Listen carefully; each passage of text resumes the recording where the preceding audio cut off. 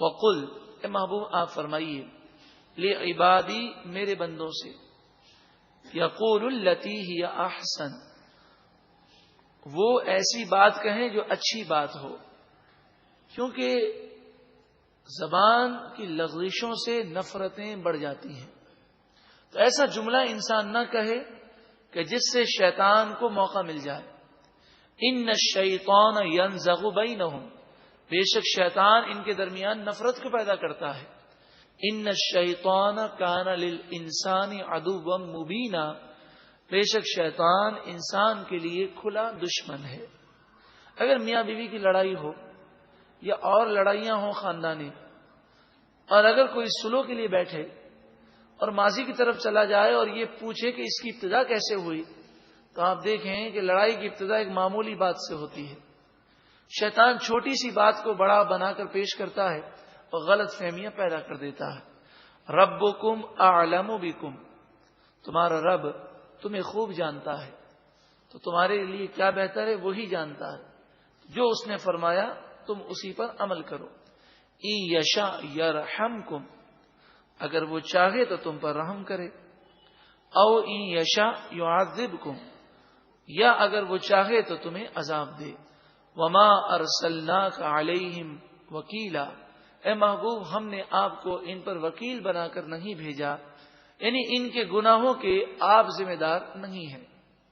وَرَبُّكَ أَعْلَمُ بِمَنْ فِي السَّمَاوَاتِ وَالْأَرْضِ، اور آپ کا رب خوب جانتا ہے جو کوئی آسمان و زمین میں ہے۔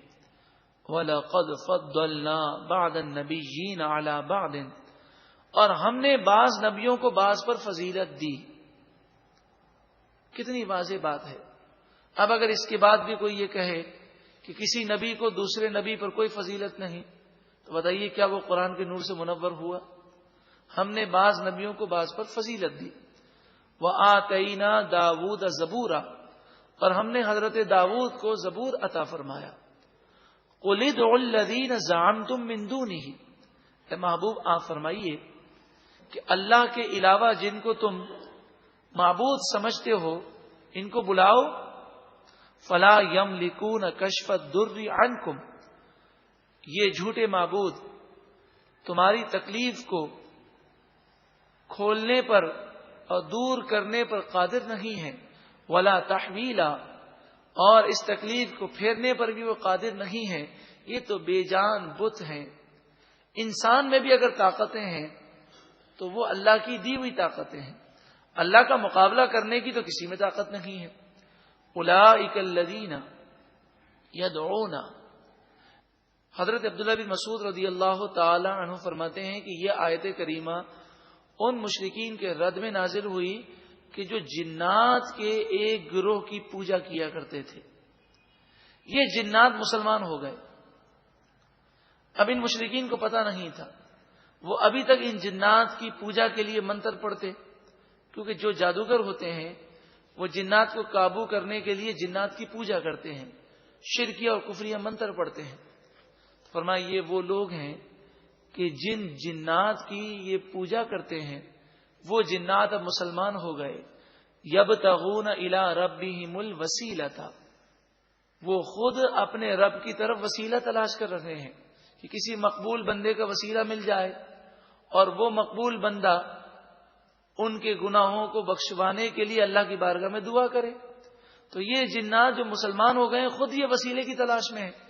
ایہم اقرب، وہ اس کا وسیلہ پکڑنے کی کوشش کرتے ہیں جو ان میں زیادہ اللہ کے قریب ہو۔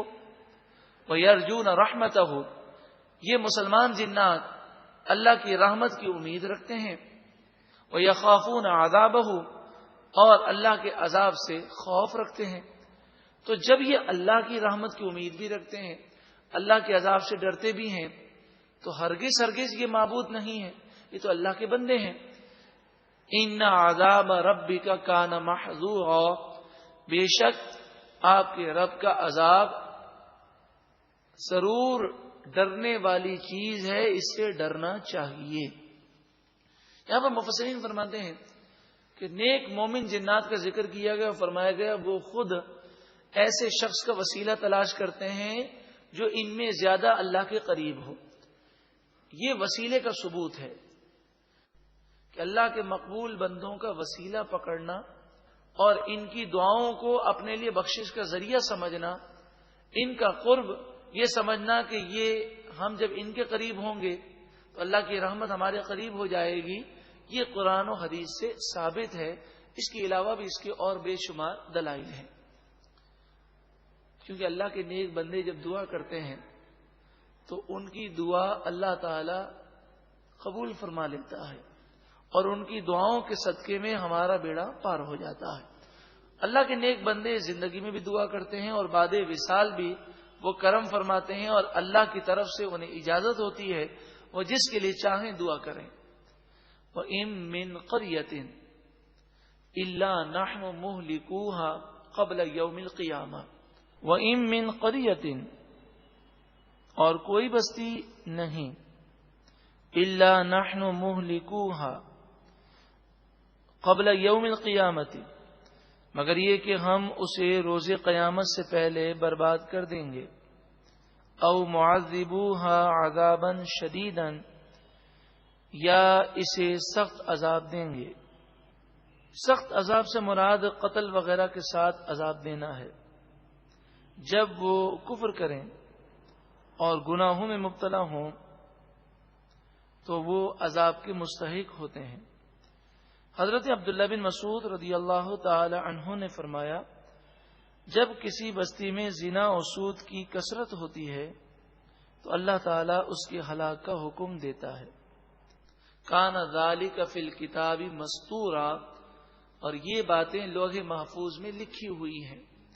وما منعنا ان نرسل بالآیات الا ان کذب بها الاولون ہم نے اپنی نشانیاں اس لیے نہیں بھیجیں کہ پہلے لوگوں نے بھی نشانیوں کو جھٹلایا اور پھر نشانیاں جھٹلانے کی وجہ سے ان کی ڈھیل ختم ہو گئی، اللہ کا عذاب آ گیا۔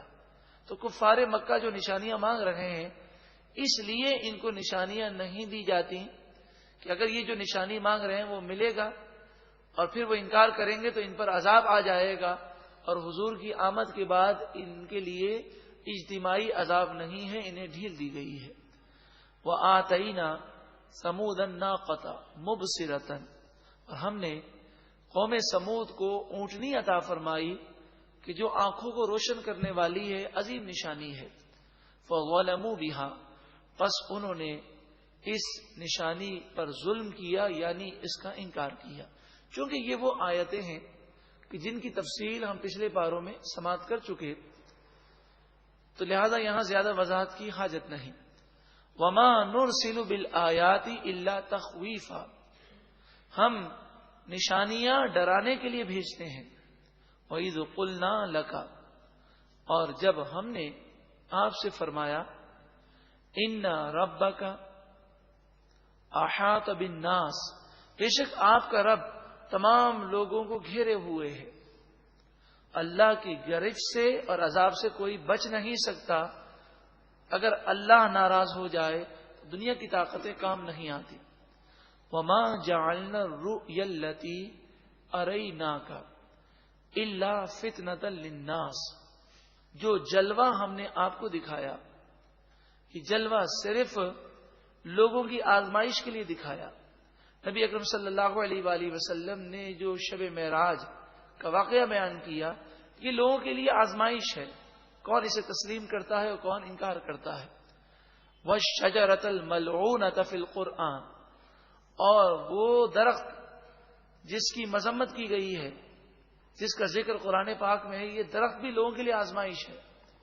یعنی جہنم میں ایک ایسا درخت ہے جو کانٹے دار درخت ہے، جہنمیوں کو وہ کھانے کے لیے دیا جائے گا۔ تو مشرکین مکہ یہ کہتے، بڑی عجیب بات ہے، حضور ایک طرف تو یہ کہتے ہیں کہ جہنم کی آگ ایسی ہے جو ہڈیوں کو گلا کر رکھ دے گی، اور دوسری طرف کہتے ہیں جہنم میں درخت ہوں گے، آگ کے اندر درخت کہاں سے آئے گا؟ فرمایا یہ تمہاری عقلوں میں باتیں نہیں آتی، لیکن اللہ تعالیٰ جو چاہے کر سکتا ہے۔ تو یہ ایک آزمائش ہے، بندے کی عقل میں اگر کوئی بات نہ آئے لیکن جب اللہ کا حکم ہو تو وہ اسے تسلیم کر لے۔ وَنُخَوِّفُهُمْ اور ہم انہیں ڈراتے ہیں. فما یزیدہم الا طغیانا کبیرا. آخر میں ارشاد فرمایا کہ یہ ڈرنے کے بجائے سرکشی میں اور آگے بڑھ جاتے ہیں، اور زیادہ یہ سرکش ہو جاتے ہیں. عقل مند، دانا اور سمجھدار وہی ہے کہ جب وہ ہدایت کی باتیں سنے، نیکی کی باتیں سنے، تو اس کے دل میں خوف پیدا ہو جائے، وہ اللہ کی بارگاہ میں جھک جائے. ایسا نہ ہو کہ بندہ سرکشی کر کے، انکار کر کے مزید کفر کی طرف چلا جائے. رب العالمین کی بارگاہ میں دعا ہے کہ اللہ تعالی ہم سب کو قرآن مجید فرقان حمید کے نور سے منور فرمائے، اور ایسا کرم کر دے، ایسا کرم کر دے کہ اللہ تبارک و تعالی ہمیں قرآن مجید فرقان حمید کی دعوت خوب خوب عام کرنے کا جذبہ عطا فرمائے.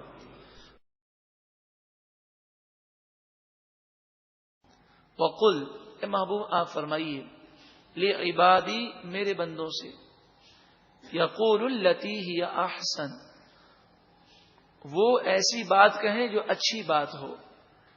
کیوں